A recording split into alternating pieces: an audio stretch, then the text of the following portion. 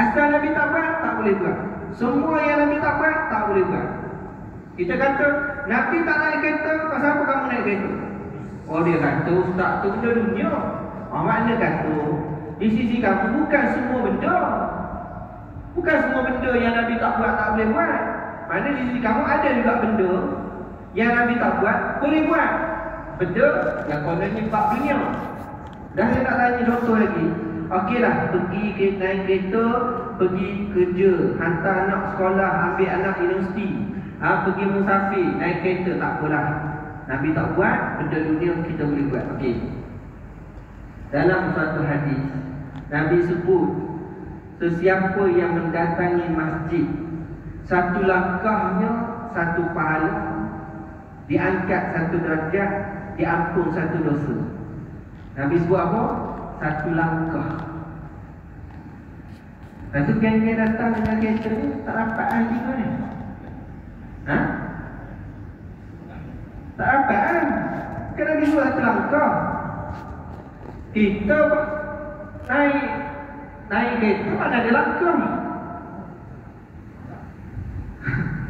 Motor tak ada langkah. Kalau dekat-dekat dengan langkah apa dia? Basikal kan? Kita punya tekan dia punya pedal kan? Dekat-dekat lah dengan langkah tu pun tak sentuh dengan bumi. Sekarang aja dapat lah. Dapat lah. Esok subuh datang jalan kaki semua. Boleh? Dapat pahala baru dapat. Ni tak dapat pahala, tak dapat naik darjat, tak dapat ampun dosa, tak dapat. Pasal naik kereta. Kereta sini pula macam-macam. Audi lah, Smart lah, Honda lah. Lagi mahal kereta, lagi tak dapat pahala. Oh, buat apa ni? Dah, kita ni ibadah kan ni? Ibadah tu dapat pahala, ampun dosa, angkat satu darjat. Ibadah tu. Dah boleh tak naik kereta? Boleh tak naik kereta? Dah dapat tak pahala? Sudah, nak jawab. Dapat macam mana? Bid'ah Nabi mana naik kereta? Orang zaman Nabi Ustaz dia ada unta. Unta pun ada langkah kan? Ke unta terbang? Kalau gajah terbang kita boleh bayang lah. Pasal ada cerita budak-budak lah kan, gajah terbang. Tapi tak pernah tengok unta terbang. Jadi macam mana? Tak dapat? Tak dapat, bid'ah betul. So dia orang pun datang masjid, bid'ah juga. Dah dapat pahala, apa dosa? Angkat satu darjat. Bid'ah. Bid'ah. Dah bid'ah apa tu? Namanya bid'ah hasanah. Dah tak kira langkah macam mana. Dalam zaman Nabi naik unta ke kuda dengan unta tetap ada langkah. So zaman kita pusingnya roda kan? Okey, tu pusingnya roda. Berapa banyak pusingnya roda, banyak itulah diampun dosa, angkat darjat, dan juga diberikan. Lagi jauh kita datang, lagi banyak pahala dapat.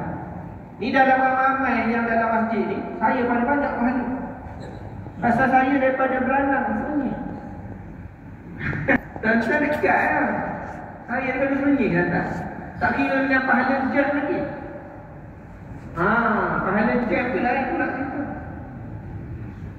Jadi ini makna kata kita kena faham. Jangan letak otak minda budak tadika.